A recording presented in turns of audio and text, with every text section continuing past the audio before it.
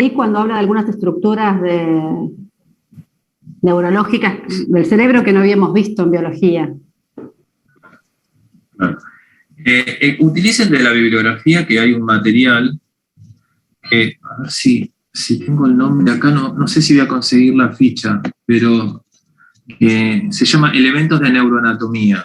En esa ficha, a ver si yo tengo acá el número, es una ficha que utilizamos con Juan Gali, la hicimos, está a nombre de él, la hemos hecho en conjunto, pero esa ficha que tiene mucho de lo que vamos a utilizar, se llama así directamente, no tengo el número acá, pero es Elementos de Neuroanatomía. Cualquier cosa después la busco y tiene muchísimo de las estructuras que trabajamos. Así que esa es una ficha que les va a servir mucho para localizar, para utilizar dentro de la neuroanatomía. Y cualquier cosa después vamos a ir viendo algunas imágenes que yo puedo ir subiendo como para ir haciendo un poco de localizacionismo.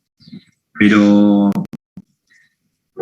me parece importante que cuando vean justamente, ¿no?, estructura, lo que hagan es también hacer la búsqueda a ustedes, ¿no?, que es algo muy simple, buscar, digamos, la morfología cerebral en cualquier mapa, más allá de la que nosotros aportamos con la bibliografía, y empezar a amigarse un poco con las estructuras.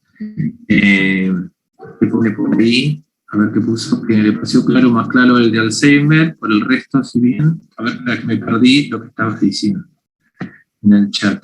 Eso es lo que decía Confa. Si bien vimos áreas en vivo, es todo tan puntilloso, mucha más info nueva. Ok, sí, es cierto. Sí, eso les va a suceder, que van a ver mucha más bibliografía, va a haber mucha más neuroanatomía, seguramente, que es la que vieron en biología, pero se comparten muchísimo los criterios, así que utilicen el material que hay de biología también para hacer un rastreo y bibliográfico que les va a servir muchísimo. Todo lo que vieron en biología sirve de base para continuar lo que nosotros estamos viendo. Bueno. Ahí lo acabo de buscar en sí. Mega, profe, no sé si lo mandé por el chat, no sé si será ese. Lo mandaste el material que yo acabo de decir. Elementos de neuro, sí.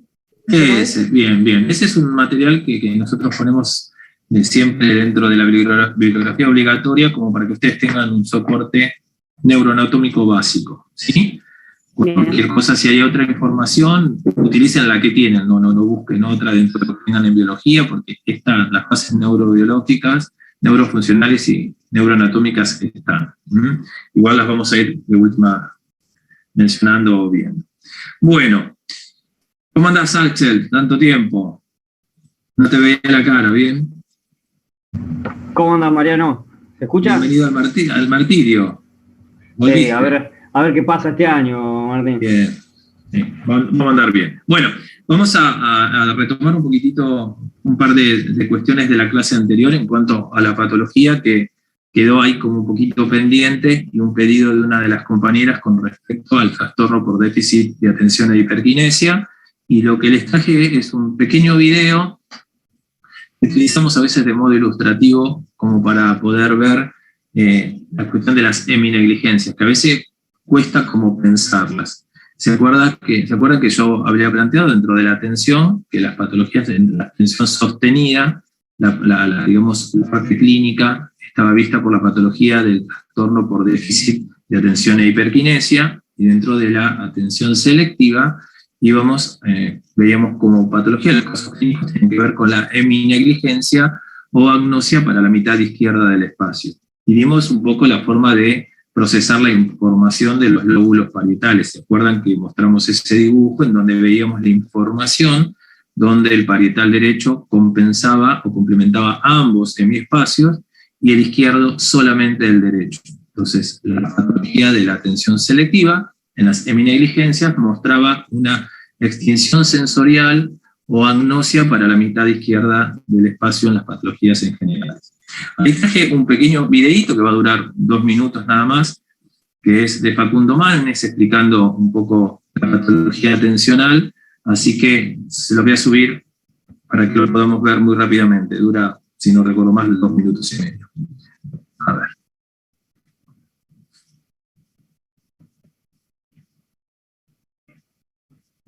Bien.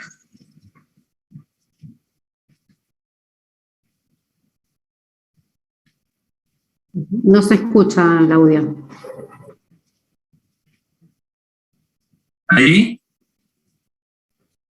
No, ¿No se escucha? no. Pero claro, está el volumen, a ver si puedo subirlo más. A ver. Claro, si no, capaz que no soporta el formato, ¿ver? Ahí. Un cachito. ¿Ahí? No, profe, no se escucha.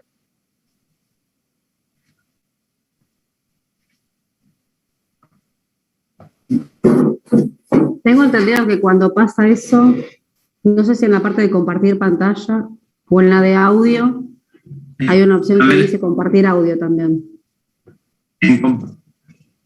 Pero no Sí, sé. creo que compartir primero la pantalla y después abajo a la izquierda te aparece para compartir audio también. Abajo a la izquierda, a ver, espérame un cachitito porque también Primero compartir el video si querés. Sí, eso de compartir video. Y después decís en qué parte. Creo que después de que compartiste el video, creo que abajo a la izquierda te permite la opción de compartir el audio también. Bueno, a ver, vamos a intentarlo. Gracias por desasnarme. A ver.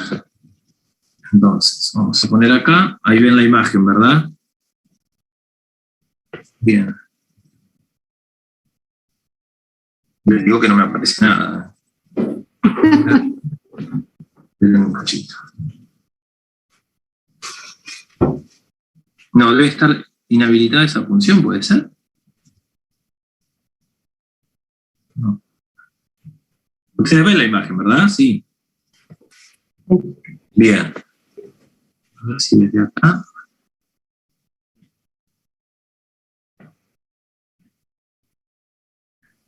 A ver si me cargo. Igual vos estás revisando en la ventana del audio, del Sí, video. igual, Lo que hay que revisar sí. es la del Zoom, me parece. Creo que abajo a la derecha está el porcentaje del volumen, que creo que está al 25%. No, me parece que está mucho más alto, ¿eh? A ver ahí, vamos a subirlo un poquito más. A ver ahora. A ver, ustedes me dicen, ¿eh? ¿Ahí? No, profe. Bueno, No, profe. No, no se escucha. bueno. Listo, entonces lo vamos a dejar. Un cachito, a ver.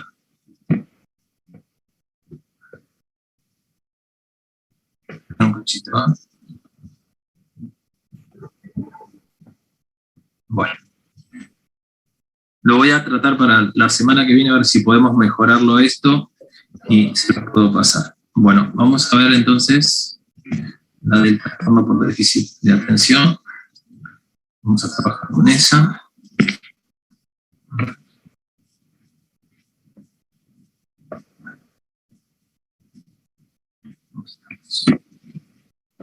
Bueno, ahí sí lo ven, ¿verdad? Perfecto. Bueno, vamos primero a hacer una descripción con respecto al trastorno por déficit de atención y hiperestinesia, que a mí me parece importante pensarlo, que hay una definición de Kandel, que fue un premio Nobel que digamos, fue muy reconocido por sus descripciones con respecto al cerebro, y una de ellas es esta que describe acá, que dice que el cerebro es un órgano plástico modificable por circunstancias ambientales, ¿sí? Dice, por lo tanto, la estructura definitiva del cerebro de un individuo está estrechamente ligada a su historia personal. Me pareció importantísimo extraerlo. Y dice que solo la genética no aplica a todas las patologías psiquiátricas, sino que las situaciones psicoambientales vividas por cada sujeto ejercen una influencia decisiva en la determinación de los mismos. O sea que uno puede tener, en realidad, digamos, una estructura predeterminada genéticamente, en donde, digamos, en la evolución de ese cerebro, en la gestación de ese cerebro pueden producirse patologías. Pensando desde la normalidad, desde el nacimiento, también hay cuestiones psicoambientales que pueden modificar el funcionamiento de alguna manera y producir patologías como las que vamos a tratar de describir, ¿no? Que es el TDAH, dentro de una de ellas, que es dentro de los trastornos de la atención, definidas como una, digamos, patología de la atención sostenida. O sea, que el chico, digamos, o cualquier persona que quiera realizar una actividad, va a focalizarse en ese estímulo, va a generar un sostenimiento. ¿Se acuerdan lo que hablábamos de atención tónica y fásica, verdad? Un reflejo de orientación hacia la fuente de estímulo, dirigirse hacia ese estímulo que de alguna manera genera cierta atracción, sostenerlo, terminar, concluir con esa actividad y desengancharse para poder comenzar un nuevo aprendizaje. Bueno, digamos que los pacientes no pueden realizar este tipo de actividad y lo que hacen es como errar de estímulos a estímulos, ¿no? Y no poder concentrarse. O sea que la distractibilidad y la incapacidad de atender, o sea, la inatención, son las características conspicuas de este tipo de trastorno.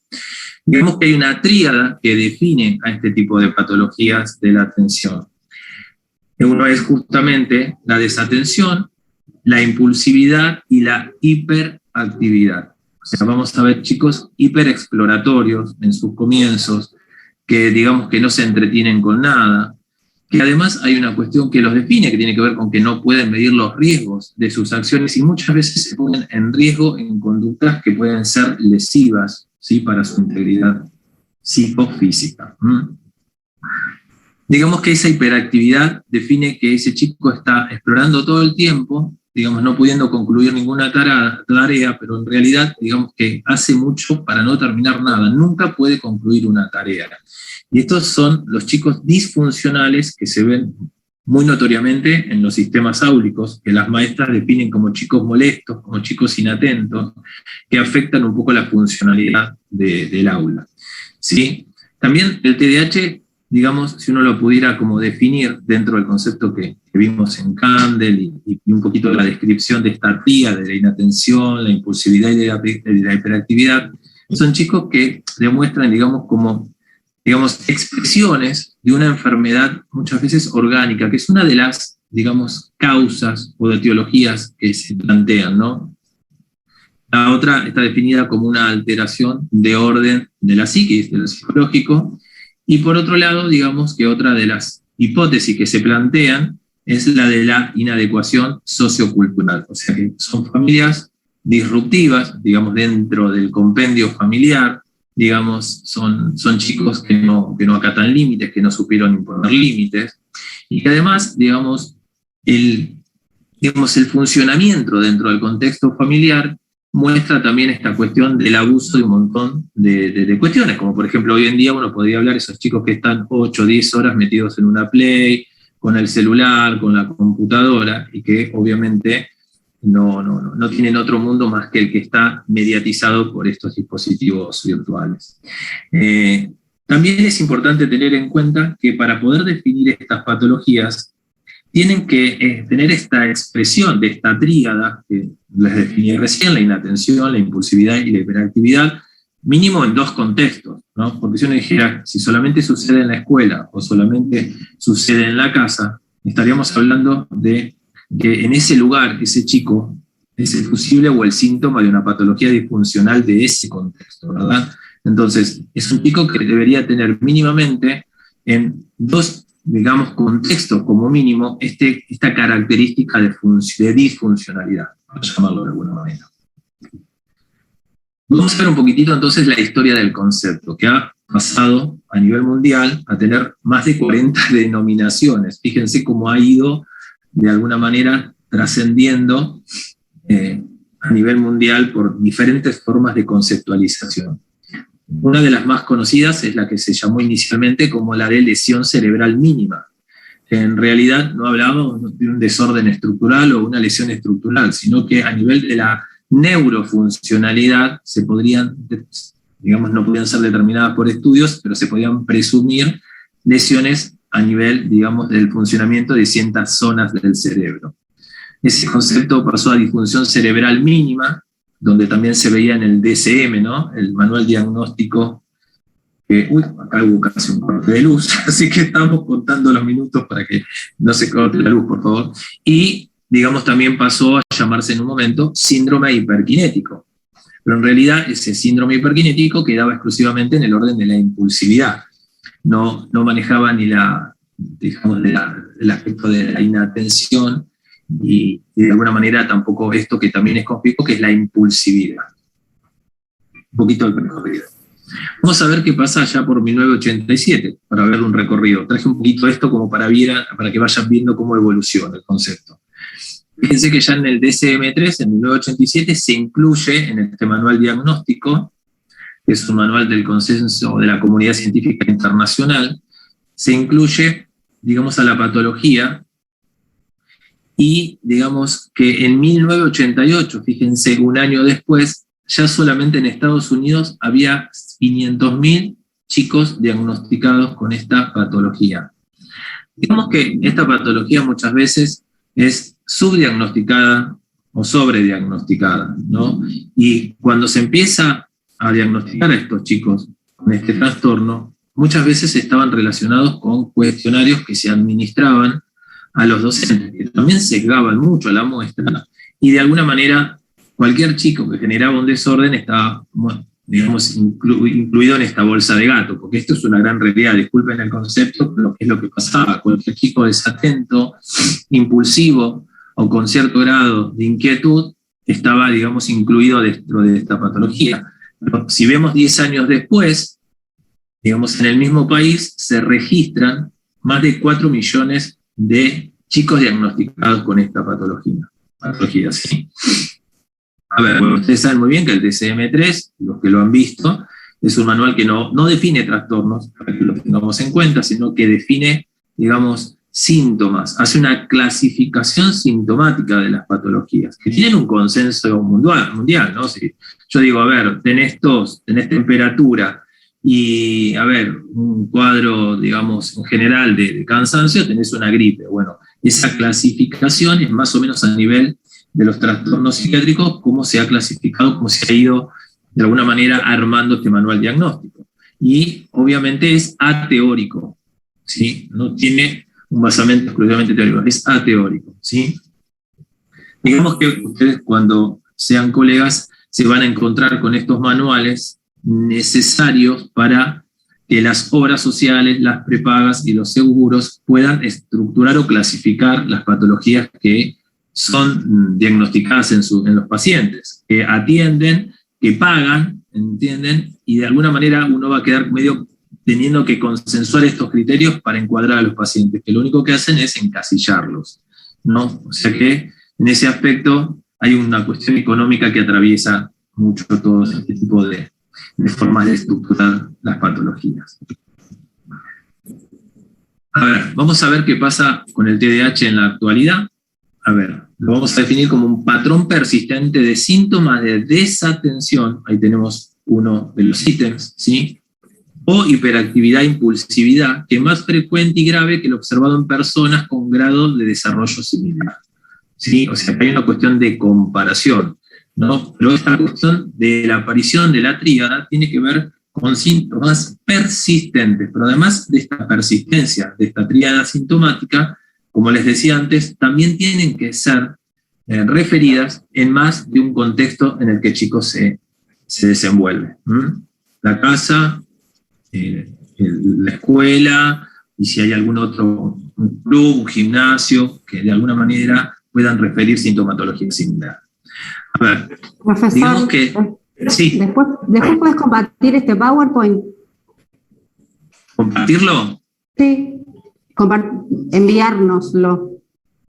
Es un resumen mío, Vanessa, no es que lo utilizo para... Si lo quieren copiar o sacar una foto, no, yo no tengo problema. Pero es un desorden mío, ¿no? Sigue una cosa para solamente orientarlos. Quédense tranquilos, o sea, sáquenle foto, grábenlo, hagan lo que quieran. Pero como hay tanta bibliografía, me parece que compartirlo hace a un enchastre. Por eso me gustaría que sigan la bibliografía, que también está más que clara. Bien, y digamos, y hay una clasificación de 3 subtipos, ¿sí? Hay un predominio de lo inatento, del hiperactivo impulsivo y del combinado o mixto, ¿sí? En donde la hiperactividad y la impulsividad están, digamos, mezclados, ¿sí? Bien, o sea, el trastorno no solamente está definido por uno de los subtipos, sino que puede haber, digamos, la aparición de los 3 subtipos. Bien, vamos a ver un poquitito el diagnóstico. El diagnóstico, que es algo que de alguna manera está como medio cuestionado, sería, digamos, que esté relacionado con un consenso interdisciplinario de todos los profesionales que van a atender, como es una patología que puede tener, digamos, varias aristas, no solamente la psicológica, digamos que varios profesionales están, desde el pediatra, el neuropsicólogo, el lingüista, el psicopedagogo, aportando y trabajando simultáneamente, y esto implica una evaluación, digamos, de tipo individual, porque no todos los chicos presentan las mismas características ni requieren los mismos, de alguna manera, profesionales en tratamiento, en ese modelo interdisciplinario de abordaje. Sería importante que también al chico no se lo inunde con 10 profesionales, porque obviamente va a ser algo que el chico no va a sostener. Sería importante, muchas veces yo aconsejo, de que se prioricen cuáles son las situaciones más de orden prioritario a trabajar, ¿no? Si es el psicólogo, si es el psicomotricista, si es el psicopedagogo, si es el fono, bueno, de alguna manera es importante evaluar esta cuestión para no desbordarlo al chico. Lo que es importante tener en cuenta es que no existen marcadores biológicos que lo determinen, por eso es un diagnóstico, digamos, más que nada observacional, no es que va a haber un estudio de imágenes, no va a haber un estudio de laboratorio que me va a definir que un valor clínico sumado a un valor obtenido en una imagen me va a definir la patología. Digamos que esto no existe, no hay, digamos, claramente un basamento desde estos marcadores, así que, digamos, los trabajos van a ser observacionales en función de lo que el paciente presente. Y, obviamente,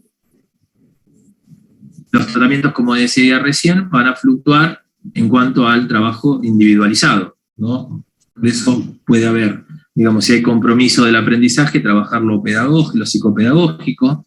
Si hay un compromiso en cuanto digamos, a la coordinación motora o alguna cuestión del efector motor, va a haber un apoyo de psicomotricista o terapia ocupacional, y obviamente los otros profesionales si lo requieran, ¿no? Como por ejemplo el uso del apoyo psicofarmacológico, si es necesario algún tipo de medicación que sea requerida para poder de alguna manera modificar el funcionamiento en cuanto a la atención. El metilfenidato, la ritalina tan conocida, es uno de los fármacos que se utilizan para este tipo de patologías diagnosticadas, ¿sí?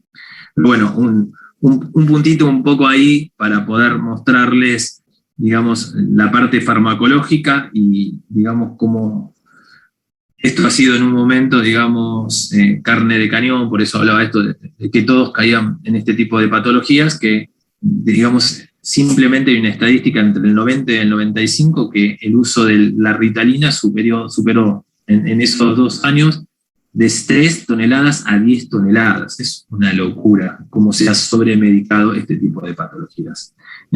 Así que bueno, un poquito para tener en cuenta, digamos que sería importante un trabajo bien interdisciplinario, en donde primero se trabaje la cuestión conductual, la cuestión de los límites, evaluar el grado de prioridad que tienen los chicos, y ahí armar un equipo, digamos, interdisciplinario adecuado en prioridades a las necesidades individuales de cada chico en particular.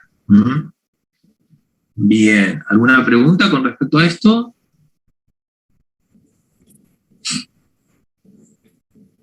Sí. No, yo me quedé pensando con el tema del uso de fármacos, porque como usted dijo que esta patología no tiene una base biológica. Entonces marcadores biológicos. ¿Cómo? Marcadores biológicos.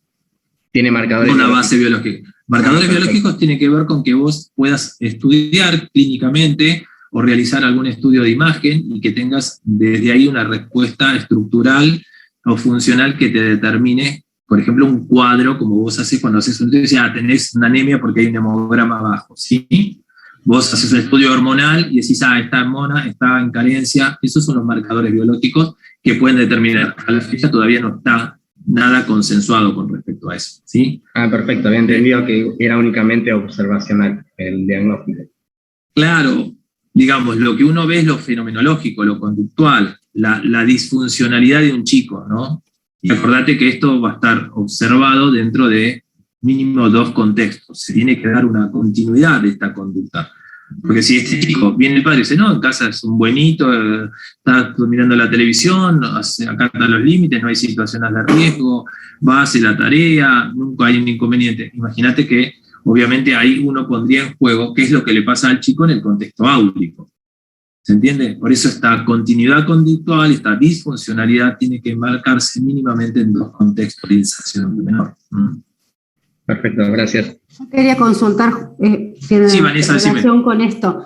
Si no tiene marcadores biológicos, es difícil discernir si en realidad es un problema orgánico o ambiental. ¿Es así? Porque muchas veces uno consulta con los papás qué es lo que sucede y en la casa está todo bien, porque está todo el tiempo como el celular, como habíamos hablado al principio, y por ahí no, eso lo mantiene quietito y tranquilo. Es un chico que no hace nada, claro, está 20 horas metido en la computadora, cuando le sacan la computadora le encajan el televisor, cuando le sacan el televisor. O esos padres claramente no están nunca mirando, acompañando, haciendo seguimiento a los chicos. Claro, es cierto eso, ¿no? O sea, uno va a ir a buscar informantes calificados que considera que son fidedignos, pero muchas veces eso puede fallar. Pero en líneas generales, cuando veamos a un chico en un contexto donde en la escuela, digamos, con las herramientas áulicas que uno cuenta, ¿no? Tratando de trabajar interdisciplinariamente, si este chico durante el transcurso de un año, el transcurso de otro, vuelve a mostrar estas características, digamos que uno ya puede presumir que en el contexto del hogar pasan las cosas de manera similar. Lo que pasa es que algo sucede, que los padres a veces, por una cuestión de culpa o lo que sea, no ponen en evidencia esta situación. Digamos que la negación es parte de esa situación que muchas veces entorpece un diagnóstico. Sí. ¿No? O sea, es el padre que viene y dice, este pibe es un zamputa, hace de todo, o de repente tenés al padre que, no, este pibe es bonito, no pasa nada, que es una manera de enmascarar, digamos, una patología familiar también. Sí, o cuando ya hay un diagnóstico y se indica una medicación y no se sostiene la administración de esa medicación en el tiempo y pierde el efecto esperado también. Claro. También hay una consulta. Sí. Dentro de ese grupo interdisciplinario, ¿cabe pensar la evaluación, el tratamiento también de un psiquiatra para estos casos? Justamente, el psiquiatra es el que va a hacer, digamos, la evaluación de la psicofarmacología necesaria, adecuada. Porque a veces es el neurólogo el que administra y no siempre acertadamente. En realidad hay psiquiatras infantojuveniles que trabajan muy bien con esto, ¿sí? También sí. El neurólogo tiene la capacidad, obviamente, la experticia para poder trabajar. Si inicialmente este chico estuvo bajo el manejo de un neurólogo, está bien no seguir agregando de alguna manera otro tipo de profesionales. Si el neurólogo tranquilamente lo puede manejar. Pero muchas veces sucede que estos chicos, bueno, para llevarlos a tantos profesionales, es vuelvo a decir lo mismo, bombardearlos. Entonces, si ya se hizo una consulta neurológica, porque este chico seguramente se le hizo un electroencefalograma para evaluar cómo está esa funcionalidad cortical, seguramente ha pasado por algunos estudios neurológicos, tranquilamente el neurólogo podría considerar el uso de la medicación. ¿Sí? Profe. Sí. Pero no es medio difícil delimitar cuando un chico es inquieto o molesto, como decían, porque es como normal que a esa edad la mayoría de los niños sean molestos. No conozco chicos de esa edad que quieran estar quietitos todo el día. Sí, a ver, es cierto lo que vos decís, por eso esto que planteaba yo de la sobremedicación o sobrediagnóstico o un diagnóstico, digamos, que a veces queda corto, ¿no? Porque un chico que vos lo ves en ese contexto, lo llevas al consultorio en donde vos estás uno a uno y ya ves un chiquito que está, digamos, moviéndose los pies, agarrando las cosas del escritorio, empezó a mirar, le decís una cosa y no puede continuar con la tarea que vos le estás encomendando en ese momento. O sea, lo que vos ves en el aula y la maestra te refiere, lo charlas con la madre y seguramente puede contarte si es honesta en lo que te va a referir. va a contar cuestiones similares, lo llevas al consultorio y esa desatención, esa impulsividad, esa hiperquinesia la ves, porque va a estar sentado en la silla, se va a levantar, va a querer hacer las cosas que ve en el consultorio, le va a llamar la atención, no va a poder continuar en la tarea. O sea, vos al evaluarlo en el consultorio tranquilamente vas a poder diagnosticar, digamos, lo que se define como esta tríada. Es muy típico. Vos decís, bien, en el colegio con los compañeros se quiere hacer el canchero, quiere tener una actitud de llamar la atención. Está bien, pero cuando vos lo llevas al 1 a 1, al espacio personal con un psicólogo, lo ve el psicopedagogo, le pasa exactamente lo mismo, hace una tarea pedagógica y le cuesta continuarla. O sea, esa desatención se ve en las pruebas diagnósticas que uno emplea. Ahí claro, en la entrevista cierra un poquito más. Bien, ahí está. Gracias, profe. No. Bueno, digamos esto para ver un poquito entonces las patologías que pensábamos desde la atención. Voy a bajar esto. Bien, y vamos a subir esta otra filmina. Vamos a hablar un poquitito entonces del tema de hoy, que está relacionado a memoria. A ver.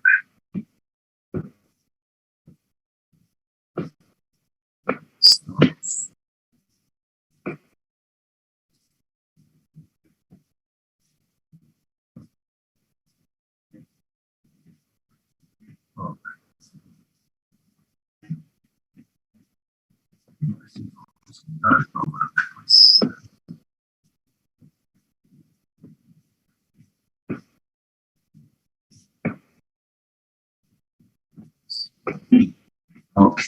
Bueno, vamos a hacer definiciones sobre memoria. No puede ser posible, no me deja subirlo. Sí. Okay. Bueno, vamos a ir primero, antes de entrar a las definiciones del texto de Carlson que ustedes tienen, vamos a presentar un poco el concepto de memoria, otro de los dispositivos básicos del aprendizaje que vamos a ver, junto con la atención, y poder un poco describir que la frase que define arriba un poco tiene que ver mucho con el concepto de aprendizaje. ¿Se acuerdan que cuando yo les presenté la materia les hablaba de que si uno pudiera hacer una escala de evolución de diferentes niveles, si ustedes se acuerdan del gráfico, nosotros teníamos por debajo, digamos, los dispositivos que sustentaban todo proceso de aprendizaje y eran fundamental para poder producirlos, y hablábamos de atención, de memoria, de sensopercepción, habituación. Digamos que esos dispositivos son los que van a sustentar, es como, digamos, la materia prima para poder procesar, digamos, aprendizajes. Y que, obviamente, esos aprendizajes a nivel superior es lo que después veíamos en aprendizajes complejos, como las gnosis, las praxias y el lenguaje, que vamos a empezar con estas dos categorías la clase que viene. Entonces, pensemos un poco esto, ¿no? Que el concepto de que se puede tener memoria y no aprender, ¿sí?, está muy relacionado a que quizás otros dispositivos puedan estar alterados. Yo puedo tener una base donde los contenidos que ingresan al sistema se puedan, digamos, fijar, consolidar, pero puede haber un proceso atencional que no permita, digamos, un proceso de aprendizaje, puede haber un proceso de filtro cortical que no, digamos, filtre aquellos estímulos que no son, digamos, pertinentes para un proceso de aprendizaje, etcétera, etcétera, y que de repente el proceso de aprendizaje no se consolide. Pero en realidad, justamente aprender implica consolidar memorias, ¿sí? No hay aprendizaje en general, ¿sí?, que no de alguna manera registre procesos de memoria, ¿sí? La memoria tiene que ver con aquella cuestión que nos permite de alguna manera mirar al pasado, digamos, dirigirnos al presente y proyectarnos a un futuro. Es como una red de contención que nos permite una direccionalidad. La memoria es la experiencia que de alguna manera va fijándose en nuestro cerebro. Digamos que la memoria es una capacidad del cerebro. La capacidad tiene que ver, no es una función, es la capacidad de poder retener. Digamos que el tejido nervioso tenga esa posibilidad de retener los estímulos durante un periodo de tiempo, trabajar con ellos, procesarlos y pasarlos a un estadio posterior que es la consolidación de las memorias, lo que llamábamos de alguna manera memoria a largo plazo. Entonces, digamos que si uno pudiera pensar en las memorias, vamos a hablar en ese proceso inicial de codificación de esa información, de el almacenamiento de esa información y la recuperación de esa información. O sea, que el proceso, digamos, exitoso está relacionado con que estos 3 tiempos o 3 momentos se puedan realizar, ¿sí? Que puede ingresar esa información, que se pueda operar con esa información y que cuando yo la necesite la pueda trabajar o recuperar del reservorio de mi memoria. Vamos a ver, digamos, siempre hablamos de memorias, no hay una única memoria, ¿sí? No es un sistema unitario. Vamos a tener memorias, por ejemplo, según modalidad sensorial, o sea, por eso tenemos memorias visuales, olfativas, táctiles, gustativas. Digamos que también hay memorias según el material que se procese, puede ser verbal o no verbal también. Se puede definir también a la memoria si son memorias de tipo declarativas, o sea, que expresan acciones, o de alguna manera explícitas, que se explican. Digamos que esas memorias de prosentimientos o implícitas están más relacionadas con esas memorias procedurales. Por ejemplo, si yo aprendí a andar en bicicleta o a manejar algún instrumento, muchas veces no puedo dar, digamos, conciencia, fecha, hora, lugar de cuándo las aprendí. Pero esa habilidad está implícita. Yo dejé de andar en bicicleta durante 20 años, agarro una bicicleta, me puedo pegar un par de golpes cuando la retomo, pero salgo andando. Eso significa que esos movimientos, esa posición, ese equilibrio, esa manera de coordinar visoespacial y motrizmente, es lo que de alguna manera está instalado en mi memoria inconsciente, ¿sí? Bien. Y digamos que las memorias que son más declarativas, que expresan, están relacionadas en lo verbal con las memorias a largo plazo, que las vamos a dividir, digamos, en 2. La memoria episódica, que está relacionada a los eventos individuales, o sea, son aquellas memorias que están relacionadas. ¿Se acuerdan un poco el concepto que hablábamos el otro día de conciencia? Y que hablábamos de la conciencia autonoética. Y sumado a eso, lo que definíamos con digamos, lo que podríamos definir como el ubicarlo en un tiempo y un espacio, la cronestesia. Entonces, cuando hablamos de memoria episódica, vamos a decir esas experiencias a las cuales nosotros podemos dar referencia de haberlas transitado. Cuando yo tenía 10 años, aprendí a andar en bicicleta. Me llevó mi abuelo, me empujaba, me caía, fue en tal lugar, en tal momento. O sea, yo puedo dar referencia sobre esos hechos con cierta cronicidad, temporalidad, porque fueron vividas y experimentadas por mí. Sin embargo, esta otra memoria a largo plazo, que es la memoria semántica, que está relacionada a los significados o a los conocimientos generales, yo puedo decir de alguna manera que el descubrimiento de América fue en 1496 por, qué sé yo, Colón, y que de repente yo puedo referirlo porque en algún momento durante mi formación lo estudié, lo trabajé, pero yo no puedo dar referencias sobre otras cosas más que una transmisión cultural del evento. ¿Se entienden las dos, digamos, memorias que están dentro de lo que uno podría definir, las memorias de larga duración o de largo plazo, o memorias secundarias también?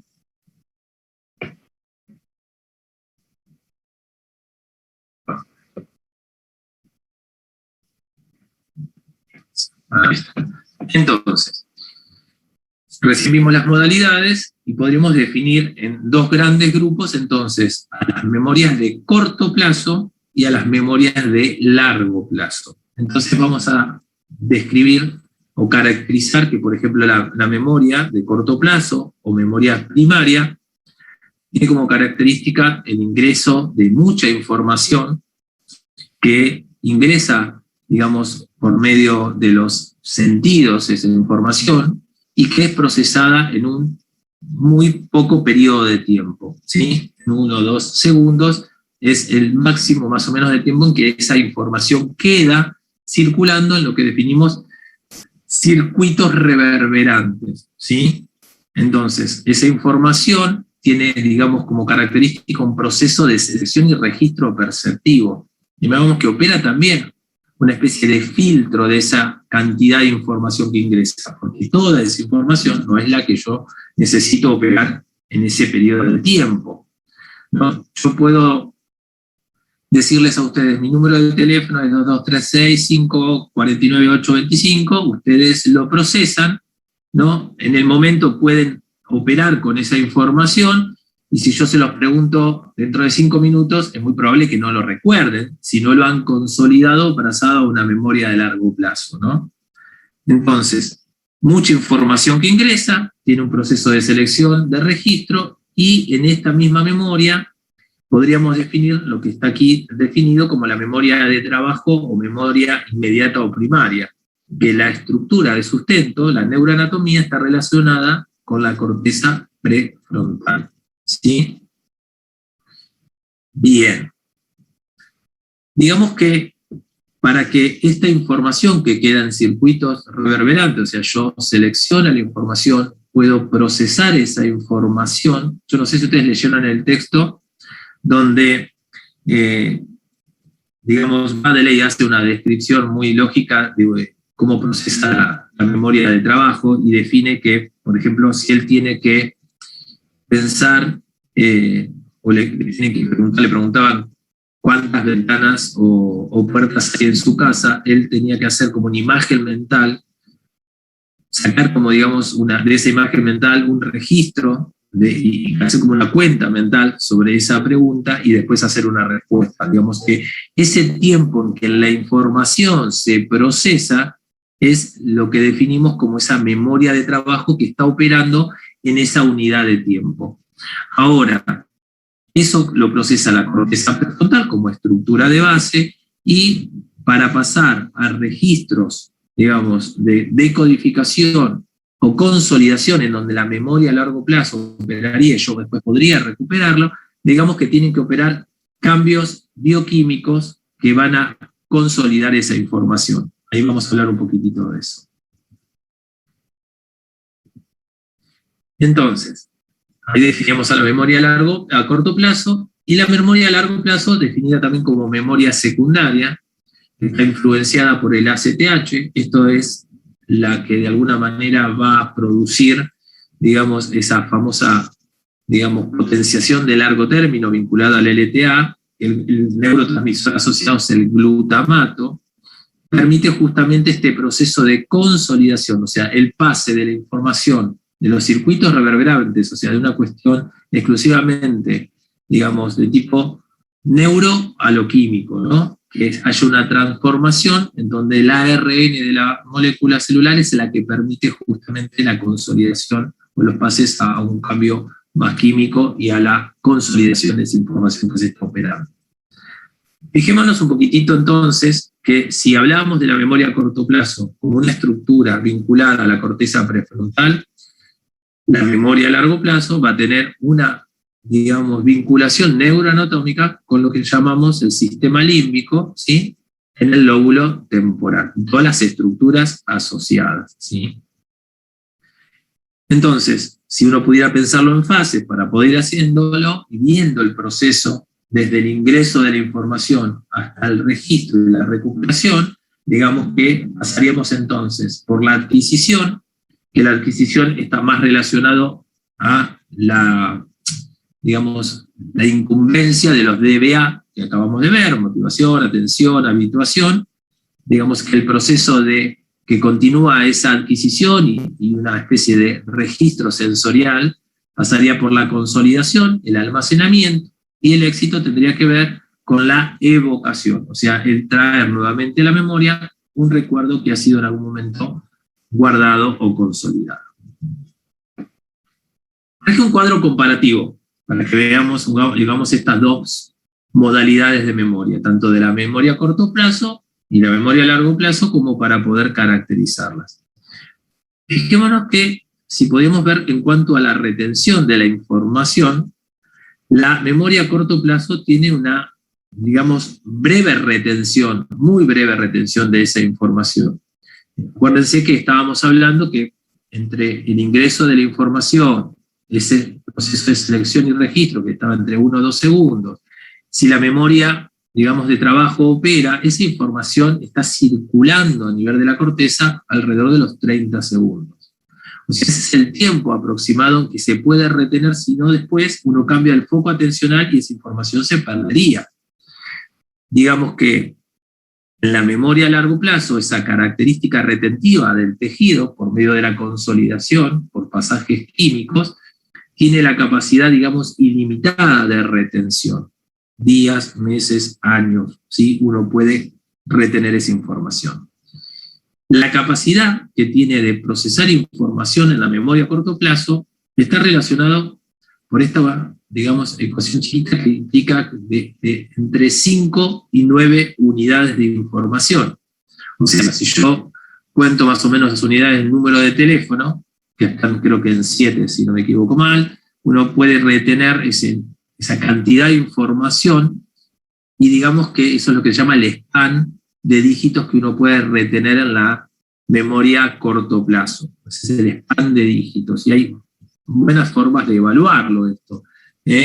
Digamos que la retención de dígitos de orden directo e inverso, que lo han visto por los textos, es una manera de ir, digamos, viendo la curva de aprendizaje de memoria, de un dígito. Bien, cuando se veía que decía, bueno, te voy a decir un número, vas a retenerlo y lo vas a repetir en orden directo, 27, 27, 258, 258, 458, 9, así.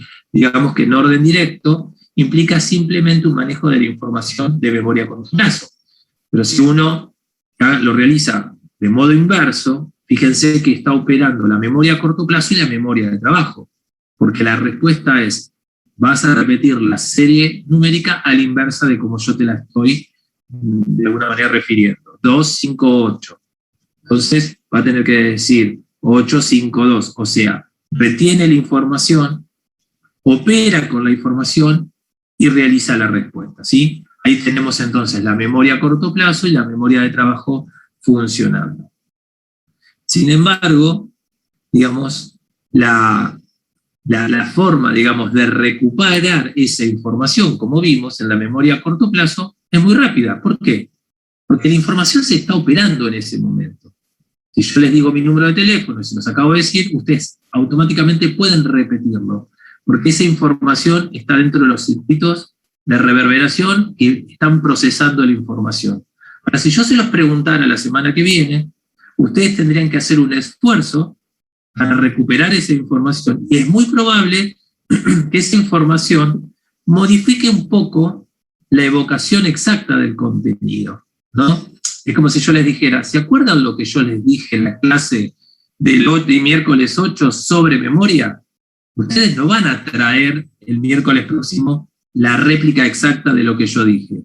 Van a hacer una repetición, digamos, inexacta de esa información. Por eso esa recuperación requiere esfuerzo, ¿sí?, para poder traerlo al proceso de conciencia.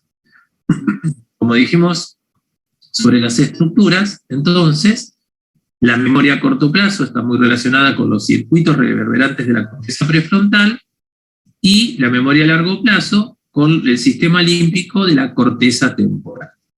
Digamos que en cuanto a la función, entonces siempre en el cuadro comparativo, la memoria a corto plazo opera con esa información, tiene un proceso de selección y operación. Sin embargo, la memoria a largo plazo tiene como función la retención de esa información. ¿Sí? Bien. Bueno, ¿una pregunta hasta acá? No, por lo menos de mi parte. Bien. ¿El resto? Bueno. Sí. Voy bien, Bien. gracias. No, que voy bien, voy entendiendo. Ah, perfecto, excelente. Muy bien.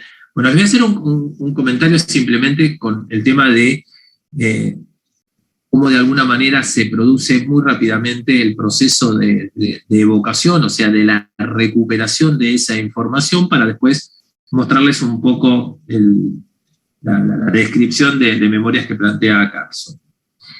Fíjense una cosa, que Profe. el proceso de... Sí, Me quedo con algo.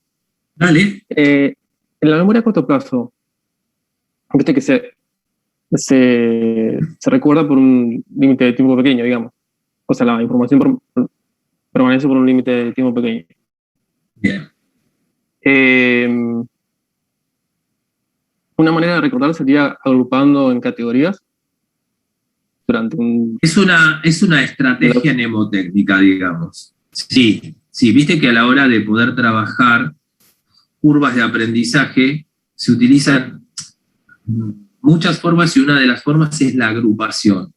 Se hizo una vez una prueba, me acuerdo, con los mozos de un café de Buenos Aires, creo que les fue el café Tony, quizás un poquito los que son un poquito más viejos como yo, más o menos, ustedes recuerdan que fue un café que se cerró hace muy poquito tiempo, fue un café emblemático, y hicieron una curva de aprendizaje en cuanto a cómo los mozos hacían para retener, por ejemplo, una mesa de 5 comensales, el pedido que se realizaba de las bebidas, la comida. Y bueno, y una de las formas que vieron era que la mejor forma era retener por, digamos, agrupaciones. Entonces decía, tenía toda la bebida, toda la comida por otro lado, ¿sí? O iba haciendo, digamos, por sectores. Pero había una forma de que, obviamente, no podía retener mayor cantidad si no buscaba estrategias para poder cada vez más ampliar ese span de dígitos que podía retener en el trabajo de la memoria a corto plazo. Sí, pero se utilizan muchas estrategias. Una de ellas, que se determinó por esta investigación, que fue estuvo muy buena, fue justamente por agrupamientos, ¿no? Era la forma de poder retenerlos. Sí. Eso se utilizó. Bueno, simplemente en el contexto de la evocación, para comentarles que la recuperación de la información puede estar producida por básicamente 2 procesos. Uno tiene que ver con la evocación, y uno tiene que ver con una palabrita que ustedes ya vieron que yo mencioné, que es el reconocimiento. ¿Se acuerdan con qué función cerebral superior definíamos al reconocimiento?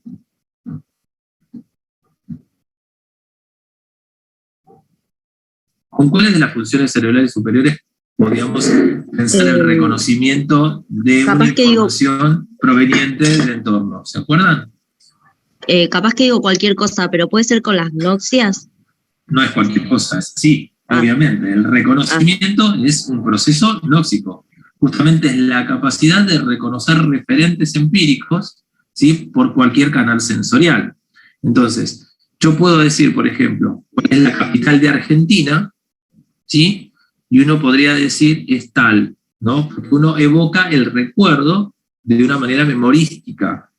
Y yo puedo decir, por un proceso de reconocimiento gnóxico, decir, che, la capital de Argentina es Buenos Aires, La Plata o Córdoba, ¿sí? Por reconocimiento, que esto es un proceso de tipo gnóxico. Entonces, digamos que la evocación puede estar de alguna manera relacionada por esos 2 aspectos, ¿sí? Entonces, digamos que también es importante pensar que en la evocación puede producirse lo que vamos a ver, que es la patología de la memoria, ¿no? O sea, las amnesias o los olvidos, ¿no? El olvido es un proceso benigno de la memoria. Es, digamos, una manera de que el sistema, digamos, pueda reducir esa cantidad de información que procesa. Entonces, el olvido es un proceso benigno, está relacionado con algo normal, esperable, digamos, dentro del contexto de este proceso de memorizar. Pero digamos que son las que puse como más de interés para nosotros, para nuestra profesión, que está relacionado a 2, de alguna manera, patologías, de alguna manera, que pueden entorpecer, digamos, la evocación de la información. Una de esas está relacionada con la depresión y otro está relacionado con la represión, ¿sí? La represión como efecto de un trauma y la depresión como una cuestión relacionada a la pérdida de la motivación, del interés, que de alguna manera impide la recuperación de esa información, ¿sí? Bueno, esto para darle una introducción al contexto de memoria y al contexto de amnesias. ¿Alguna pregunta con respecto a esto? Bien. ¿Puedo continuar? Bien. Sí, profe. Bueno.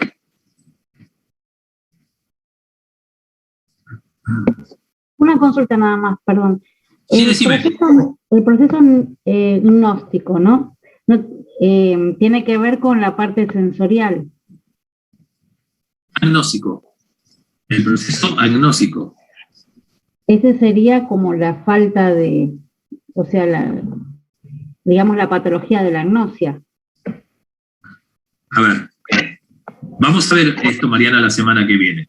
Vamos a ver cómo es el aprendizaje de la función cerebral superior, pero para definirlo en general, acordate que las noxias son las capacidades que tiene el organismo de poder, de alguna manera, realizar reconocimientos, o sea que esa información previamente ingresó al sistema. ¿Qué significa como ejemplo? Por ejemplo, vos hoy me ves y me decís, él es el profe de la comisión 6 de neuro, o sea que vos ya me viste, ¿sí? Esa información ingresó y vos tenés una capacidad de reconocer un referente que puede estar relacionado por algún canal sensorial. Reconoces mi voz, reconoces mi rostro, ¿sí?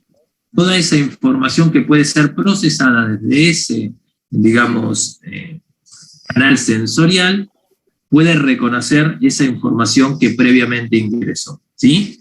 Si hay una falla en ese reconocimiento, si vos estuviste en la 5ª clase, me volvés a ver y me decís, la verdad que no lo conozco, nunca lo vi, es lo que podríamos llamar la patología del reconocimiento de ese canal sensorial, y es lo que llamamos, en este caso sería una agnosia visual. ¿Se entiende, Mariana? Sí, no me había quedado claro en el sentido de que como que la vía aferente, digamos, por decirlo, creo que está bien, es o visual o auditiva, y en el ejemplo que diste recién cuando preguntó la compañera, que ahora se me fue, se ve que mi memoria a corto plazo, estoy como Dory, se me va a enseguida. Bueno, hice una consulta. Es la hora, vos preocupate, son las 9 de la noche, lluvia, tormenta, ¿qué querés? Quizás soy grande. En el ejemplo que diste anteriormente, no me quedó tan claro lo de por qué era un proceso gnóstico. La compañera dijo que era un proceso así, vos le dijiste que sí, en la filmina anterior o no sé cómo decirlo. ¿Cuál fue el otro ejemplo? No me acuerdo, ¿alguien se acuerda que otro ejemplo di? Ahí pasó a mí la memoria a largo plazo. Estos son los mejores ejemplos de memoria y corto plazo y largo plazo, no me digas. No, es genial, bueno. ¿Cuál fue el otro ejemplo? Víctor, ¿vos te acordás qué otro ejemplo yo di que así le ayudamos a Mariana? No, bueno, sobre noxias no me acuerdo qué ejemplo di, no recuerdo. Cuando preguntaste ¿Cuál de las ciudades era? Eso, ahí está. La que está en la filmina. Ok. Claro, ¿por qué vos decís que es un proceso gnóstico si es de... no encuentro la vía aferente, digamos, visual, auditivo, o sea, porque lo escuché alguna vez, porque lo aprendí. Claro, yo puedo decirte cuál es la capital de Argentina, simplemente esa es la frase.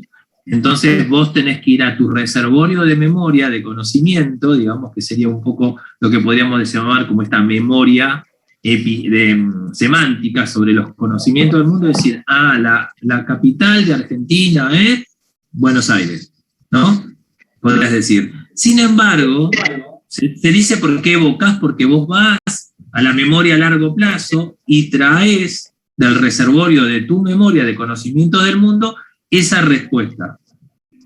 Eso es lo que llamamos la evocación, que es la manera de recuperar una información de nuestra memoria a largo plazo. La otra vía es la vía del reconocimiento. O sea, ¿qué significa?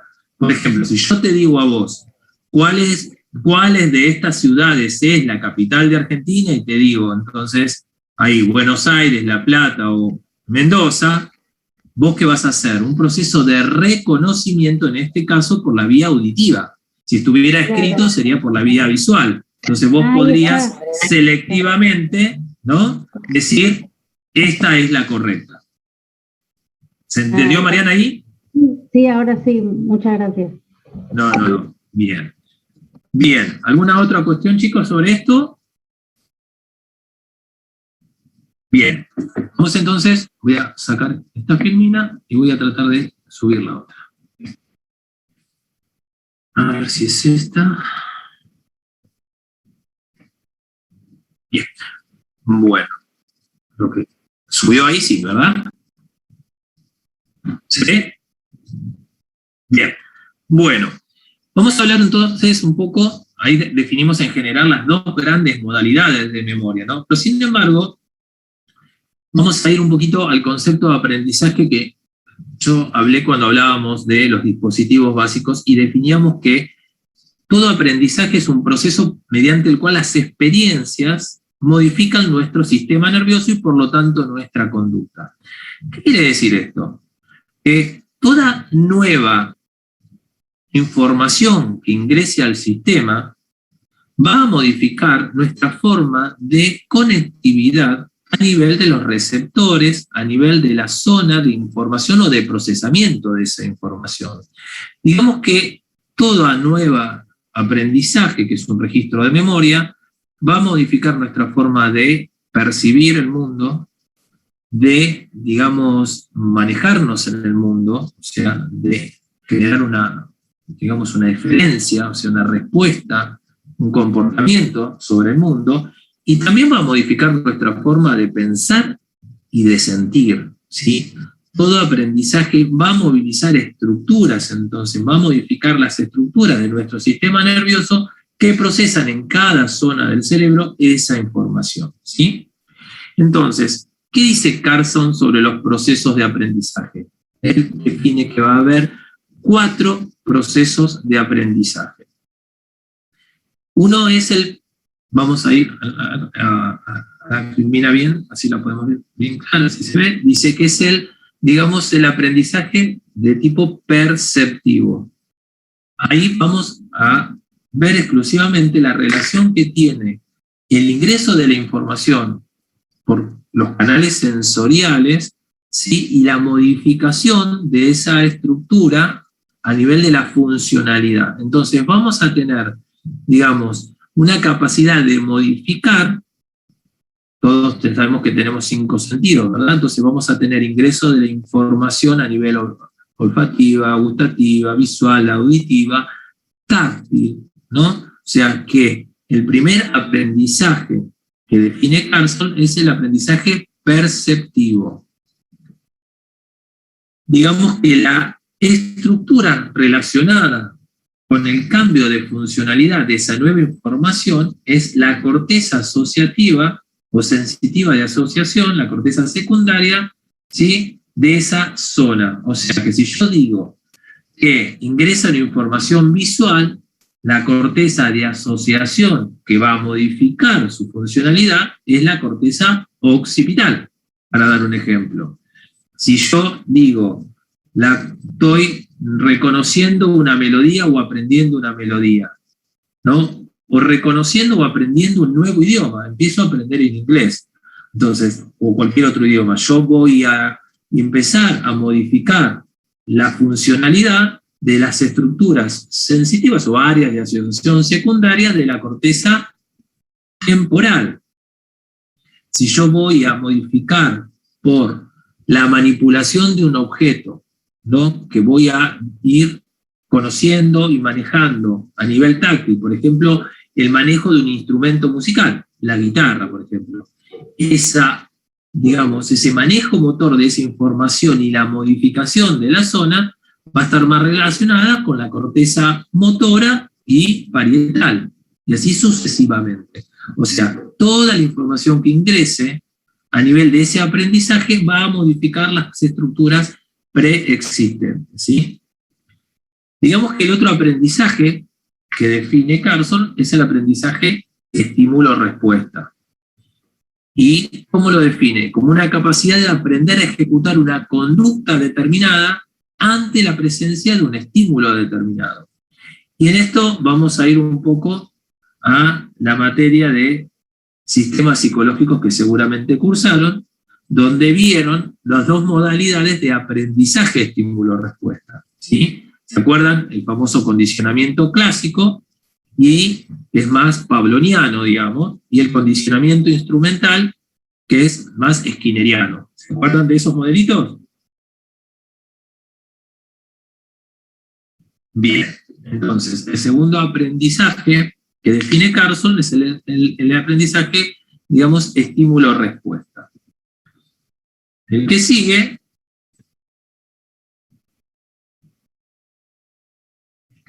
A ver si lo puedo poner ahí.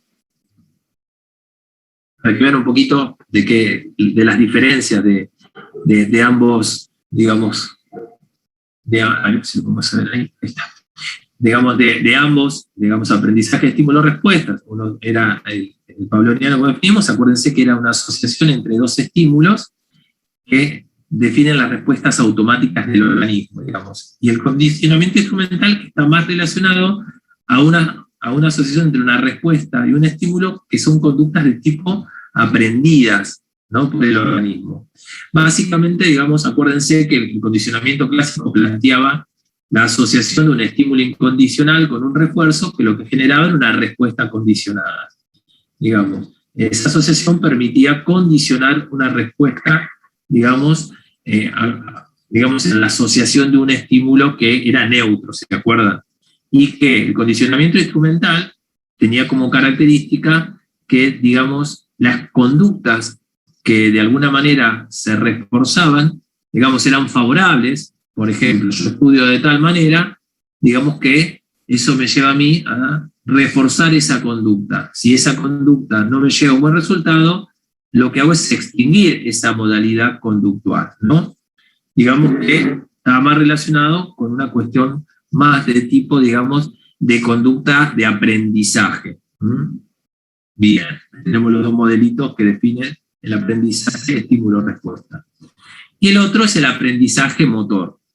¿Sí? Que pensemos una cosa, toda conducta que requiere una modificación de estructuras de la corteza motora, o sea, una respuesta del efector motor, implica también una coordinación que va a estar relacionado también con la información sensorial.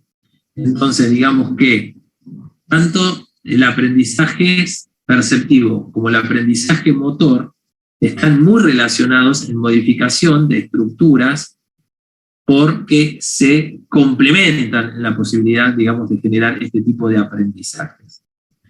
Ahora, nosotros vimos hasta ahora, definidos por Carson, 3 tipos de aprendizajes: el perceptivo, el estímulo-respuesta y el motor. Pero en realidad, el aprendizaje no solamente es tan lineal, sino que el aprendizaje implica, digamos, una construcción mucho más compleja. También definimos, digamos, estructuras relacionadas con esos aprendizajes. Dijimos que la estructura del aprendizaje perceptivo estaba relacionada, la estructura neuroanatómica estaba relacionada con las zonas secundarias de asociación de las cortezas de cada, digamos, estructura anatómica perceptiva. Y hablamos del lóbulo temporal, parietal, occipital para la información sensorial. De la misma manera que hablamos que las estructuras relacionadas para el aprendizaje en motor son unas estructuras que están en la base del cráneo, que son, digamos, los ganglios de la base, ¿sí? Pero son informaciones de alguna manera simples. La complejidad de un aprendizaje está relacionado, y lo define así, como el aprendizaje de la relación de la sumatoria de estímulos diferentes. Digamos que el aprendizaje tiene que ver con esta capacidad de aprender relaciones que existen entre estímulos simples o individuales, dice Carson. Por eso el aprendizaje relacional es ese aprendizaje que utiliza información espacial, implica información observacional, y que de alguna manera también está relacionada con la información verbal acompañada. Y también, si uno lo pensara, la información emocional, porque cuando yo defino un aprendizaje en algún momento de mi vida, yo puedo decir qué bueno que estuvo aprender a andar en bicicleta, fue a mis 10 años con mi abuelo, y la verdad fue emocionante haberlo vivido, ¿no? Porque lo relaciono con un ser que, por ejemplo, en este momento puede no estar. Entonces, digamos que la relación de esas informaciones es lo que define conceptualmente como el aprendizaje relacional. Y que ese aprendizaje, además de ser un aprendizaje mucho más complejo, no tan lineal y esquemático como el aprendizaje perceptivo, estímulo-respuesta y motor, no involucra esas zonas que define a ese tipo de aprendizajes simples, sino que ya define lo que él refiere como la estructura donde se procesa esa información memorística, que es el circuito de papel, ¿no? en el lóbulo temporal medial. Hipocampo, amígdala, ¿no? Estructuras anexas al lóbulo temporal medial. Bien. Entonces, lo que va a definir entonces el Carson con respecto a este tipo de aprendizajes es qué sucede en la alteración. ¿Qué pasa cuando estas estructuras, por alguna cuestión morbosa del sistema nervioso o las estructuras relacionadas al procesamiento de estos aprendizajes se alteran? Y ahí trabaja mucho con el caso que fue emblemático, que es el caso más conocido de amnesia severa, que es el caso de HM, ¿sí? El caso del famoso Henry Molaison. Pero ¿de dónde toma, digamos, la doctora Milner la posibilidad de evaluar la pérdida de las memorias en este paciente tan característico? Lo toma de un síndrome que en 1889 definía una patología muy severa de la memoria. En 1889, un médico ruso, Sergei Korsakov, define, digamos, en uno de sus pacientes un grave deterioro de memoria que está muy relacionado a un daño cerebral que cursaba con amnesia anterógrada. Entonces, veamos un poco que la pérdida de esa capacidad de evocar, recuperar la información de la memoria a largo plazo es lo que va a definir como la amnesia. Pero la amnesia, como la patología de la memoria, la vamos a dividir en dos constructos o dos conceptos bien claros. La incapacidad de recuperar información, digamos, previa a un accidente, que es lo que definimos la amnesia retrógrada, ¿sí? Y la incapacidad de generar nuevos procesos de memoria, nuevos aprendizajes, a partir de la instalación de una injuria del sistema nervioso, es lo que define como la amnesia anterógrada. ¿Se entendió la diferencia? O sea, uno puede definir un antes y un después del evento lesivo a la estructura del sistema nervioso. Toda aquella información que tiene que ver con la historia previa a esa injuria es lo que definimos la amnesia retrógrada. Y aquella información que no se puede consolidar, que no se puede aprender nuevos hechos de memoria, es lo que se define como la amnesia anterógrada. ¿Sí? Mariano, una consulta, no me acuerdo. Sí, Axel, decime. En los dos casos de memoria, tanto anterógrada como retrógrada, o sea, para que esto falle, ¿se tiene que ver afectado el hipocampo o varía? Digamos que mucha información que está relacionada exclusivamente con la estructura que le acabo de mencionar, que es el lóbulo temporal medial, puede producir pérdida de hechos de memorias autobiográficos o de procesos de memoria incapaces de generar nuevos aprendizajes. ¿Sí? De hecho, el caso de HM muestra que, digamos, en un periodo previo importante a la cirugía que se le realiza de la ablación bilateral de ambos lóbulos temporales, acordate esto, hay un periodo de tiempo de 2 años en que el paciente HM no recuerda parte de su historia. Después, cuando se hacen las pruebas de evaluación, se muestra que este paciente ya no podía generar nuevos aprendizajes. O sea, lo que no producía, lo que producía era una, digamos, falla en la memoria episódica, ¿sí? No había posibilidad de poder construir experiencias conscientes de los aprendizajes realizados. Pero sí podía, acordate, tener, digamos, aprendizajes de los 3 primeros, del aprendizaje perceptivo, aprendizaje estímulo-respuestas y aprendizaje de tipo motor. ¿Se entiende? Entonces, las alteraciones producidas por la amnesia que describe HM lo imposibilitaban de poder tener un registro de tiempo, de cronología y de reconocimiento de la información que ingresaba y ser consciente del momento de cuando había sido realizado. De hecho, él vivía como en una vida de momento a momento. porque lo que aprendí ahora, al cambiar el foco atencional, digamos, perdía la experiencia consciente de haberlo realizado. Pero aquel examinador que lo evaluaba, le tomaba esa prueba y el rendimiento mostraba que ese aprendizaje se había realizado por otras vías que no involucraban, obviamente, al lóbulo temporal medial. ¿Y se entiende, Axel, eso? Sí, sí. Claro, o sea, me había quedado como esa duda de la diferencia entre la amnesia anterógrada y retrógrada, si se afectaba sobre el mismo espacio fisiológico, o sea, a esa era. Estructura anatómica, decís vos, Axel. Sí, exactamente. Claro, aparte pensemos una cosa, es muy raro que tengamos, y esto sucede pero es atípico, es infrecuente, que tengamos, digamos, una amnesia anterógrada pura. ¿Sí? O sea, siempre hay, antes del evento que se instala como traumático, como lesivo al sistema nervioso, una pérdida, aunque sea muy parcial, de la memoria retrógrada. ¿Sí? Más allá de que, digamos, lo más conspicuo, lo más significativo es la pérdida de la capacidad de generar nuevos aprendizajes. Entonces, volviendo a la doctora Milner, digamos, se basa un poco viendo que había mucho relacionado, digamos, al, digamos, capítulo escrito por Sergei Korsakov, donde había, a consecuencia de un alcoholismo crónico, ¿sí?, producto de lesiones del lóbulo temporal y que había afectado al hipocampo, una amnesia que cursaba de manera severa con acontecimientos de imposibilidad de generar, digamos, nuevas memorias. La diferencia que se ve es que el paciente que cursaba este tipo de patología descrita por Sergei Korsakov en 1889, digamos, compensaba esos olvidos o esas incapacidades de aprendizaje con cuadros de fabulación. Ya bolas y haba. Mentira para completar esa información que no podía, de alguna manera, recordar. A diferencia de la patología que describe este paciente HE. ¿Era ruso o argentino?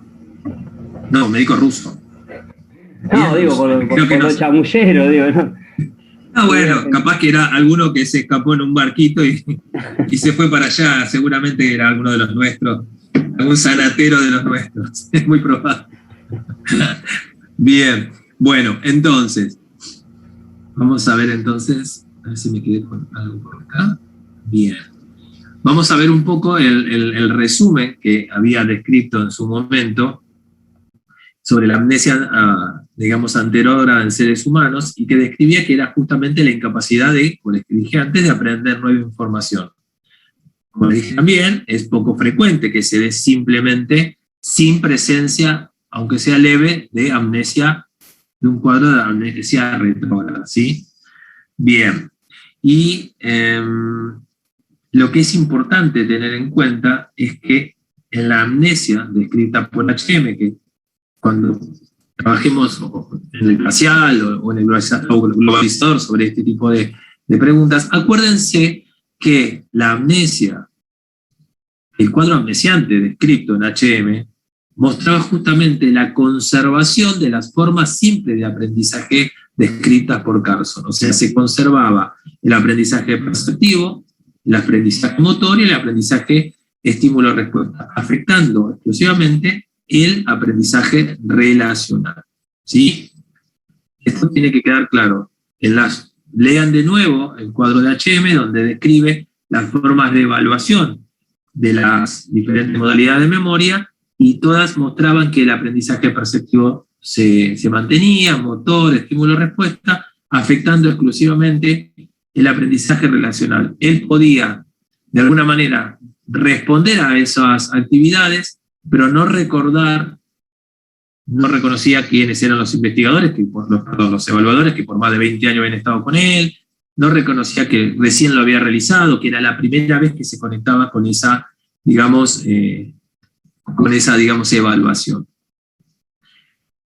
Quería mostrarles un pequeño video. Es un video que dura unos 11 minutos, pero lo que vamos a hacer, porque es mucha información, se los voy a traer la clase que viene antes de pensar noxias y praxias, así podemos ver un caso muy severo de memoria por destrucción de ambos lóbulos temporales por un virus que afectó en su momento a Inglaterra, y hay un caso muy, muy emblemático que fue publicado hace muchísimos años por Barbara Wilson, también que es una médica neuropsicóloga, que está en las redes y que se llama El hombre con 7 minutos de memoria. Está muy bueno.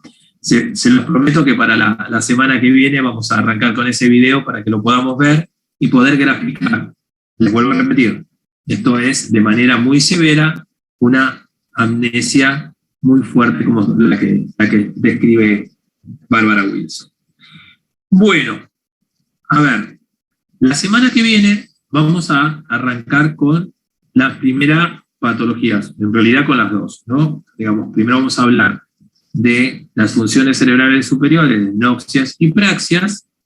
Vamos a ver el proceso de organización y aprendizaje, ya teniendo en cuenta los dispositivos básicos que acabamos de describir, memoria, atención, sensopercepción, habituación. Y vamos a empezar a ver cómo se organizan estas funciones cerebrales superiores. Vamos a hablar de noxias y agnosias, o sea, la patología, y vamos a hablar de las praxias, ¿sí? La capacidad de realizar secuencias ordenadas de movimiento, y la patología, obviamente, la alteración o la disfunción de esta función cerebral superior. No nos olvidemos que después tenemos este parcial opcional, estamos muy cerca, ¿no? Que esa va a ser la semana, si no recuerdo mal, del 20. O sea, el miércoles 22. Por eso me parece importante que para la semana que viene, que ya arrancamos con funciones cerebrales superiores y patología, tengamos muy al día el material, ¿sí? Así podemos debatir, sacar todas las dudas que sean necesarias y ponernos un poquito al día previo a todos aquellos que quieran hacerlo de manera opcional, que yo se lo sugiero, poder ver cómo es esto del parcial y llegar más ordenados y al día con la información. Y obviamente, todas las dudas que surjan, poder trabajarlas la semana que viene. ¿Les parece? Bien. ¿Dudas? ¿Alguna pregunta antes de cerrar y saludarnos y que la tormenta no nos afecte? Bueno, que pase todo bien. Les deseo buena semana y nos vemos entonces el miércoles que viene organizándonos de esta manera. ¿Sí? Saludos a todos. Sí, Vanessa, decime. No, que yo me olvidé de hacer la autoevaluación número 2. Hice la 1 y la 3, pero la 2 se me cerró y me olvidé de hacerla. ¿Hay algún problema? No, acordate que tenés, creo que son 2 para tranquilamente no poder hacerla. Está dentro de las 12 que hay que hacer, hay un 80%, así que quédate tranquila, no va a haber. Tratá de que no te pase de nuevo, sí. porque es una lástima. No, más bien. Vale. Chicos, que tengan una hermosa semana, nos estamos viendo el próximo viernes. Si hay cualquier duda que surja, está el grupo para poder charlarlo, ¿sí? Un beso grande a todos. Gracias. Nos estamos viendo. Gracias. Gracias, profe, muchas gracias.